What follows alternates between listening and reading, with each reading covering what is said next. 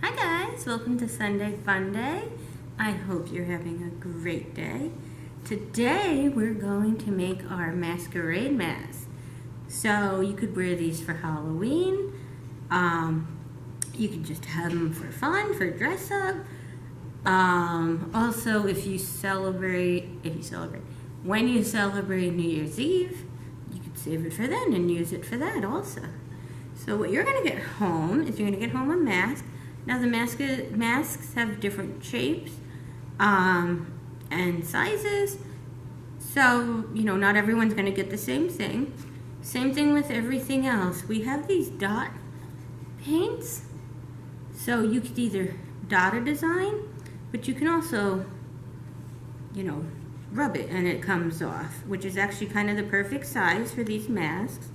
And of course rhinestones.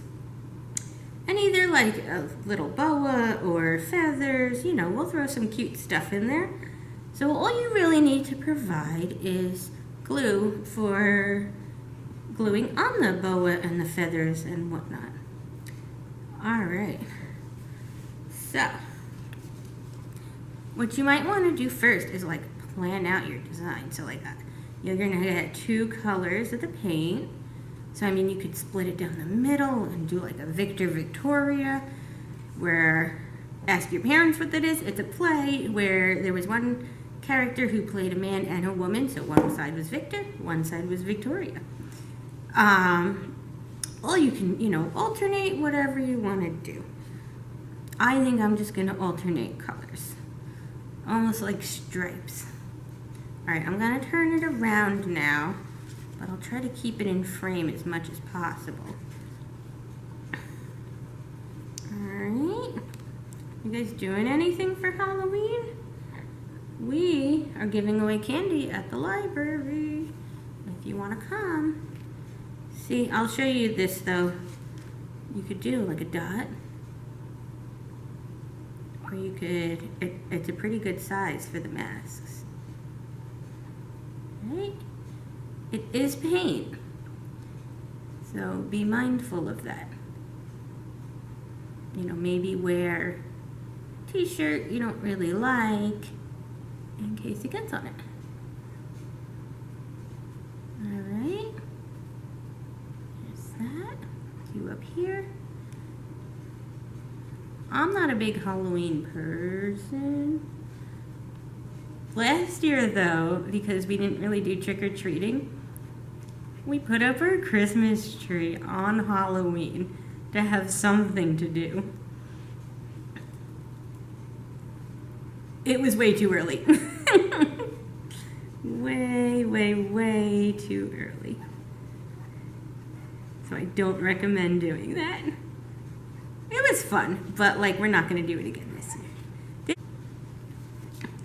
could probably shake the paint down. This is like a liquid paint in here, if it starts not coming out so good. Just again, be mindful of, like, I have it on paper towel. You can have it on a tray if you guys have bought a tray at all to do all your crafting. Right? There we go. And then if you paint the whole thing, you might want to wait for the paint to dry before you put the rhinestones on. Yeah, see, it's already drying pretty good because it's almost acting like a marker, which is really cool. Miss Marie said to use these. She is a smart lady. So the nose is a little hard to do, but just take your time with it. This isn't a very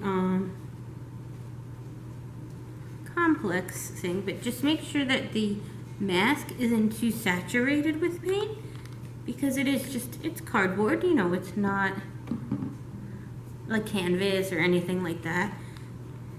So it could just make it, icky. And if you forgot a spot, I have forgotten a few, go back over. Going to put our little jewels on. So if there's like a spot that you really can't get, you can just cover it up with a jewel, right? Or a feather. All right, so that's actually almost dryish. You could let it sit for a little bit if you want. I'm just gonna start putting my rhinestones on because I think it's pretty good. It's acting like a marker, which is pretty cool. So now you want to plot out, and you could have plotted this out earlier too, plot out your rhinestone design. So like I'm gonna put the blue hearts where the purple is, and the purple hearts where the blue is, right? What I'm gonna do with the rhinestones, even though they're a little sticky, I'm going to glue them on. So I want to map out where I want to put them and just put a little dab of glue. Right, one on that side, and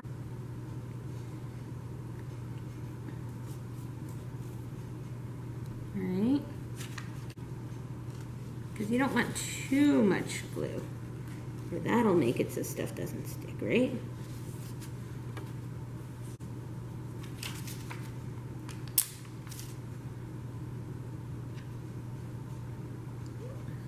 Down. There we go. And I had two more. One over here. I'm sorry, like my arms are in the way.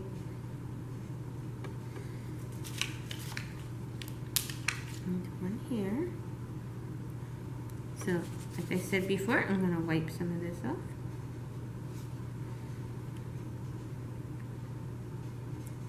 Hold it down for a sec. Okay. Actually, I'm just going to do purple and purple, and then put my feathers here, and then do some of the pearls.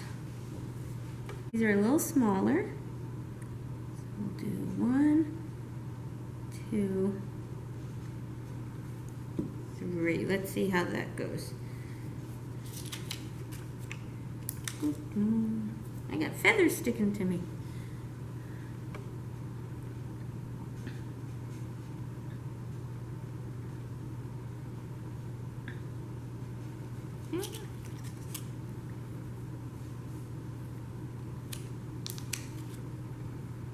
Yeah, maybe keep the feathers to the side until you're all done with the rhinestones.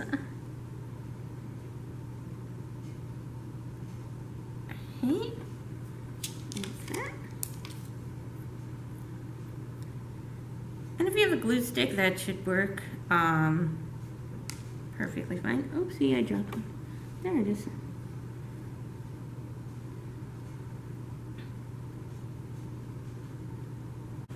So if you have tweezers from like a perler bead set, you can use those to put some of these smaller ones on. And then when you wipe the excess glue away, just be mindful not to, knock it out of place until it completely dries.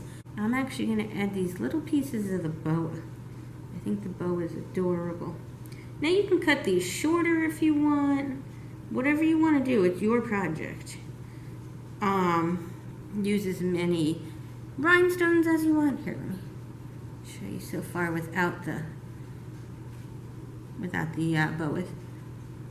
This is just my design. You do whatever design you want to do. It's yours, and as usual, I would love to see pictures.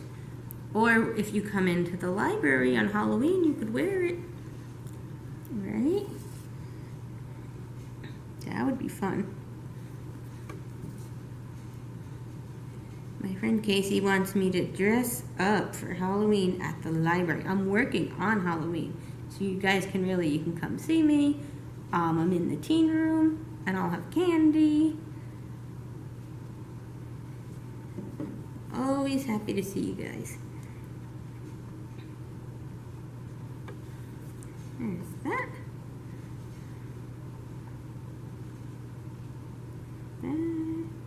Just hold it down. There we go. But don't hold it down too tight because you don't want it to crack. And There we go, I'm all done. I like it. So that's my advice is you could shake the paint and get a decent amount out, but at the same time don't oversaturate your mask because it is, you know, a cardboard mask. Plot out your design either at the beginning, and you could plot out the rhinestone design along with the paint at the same time. Do the paint and see if it inspires you how to do your rhinestones. It's your mask, it's your design, you do what you'd like. And I hope you guys have a great day, and I hope to see you next week on Halloween at the library. All right? See you next week, virtually or in person.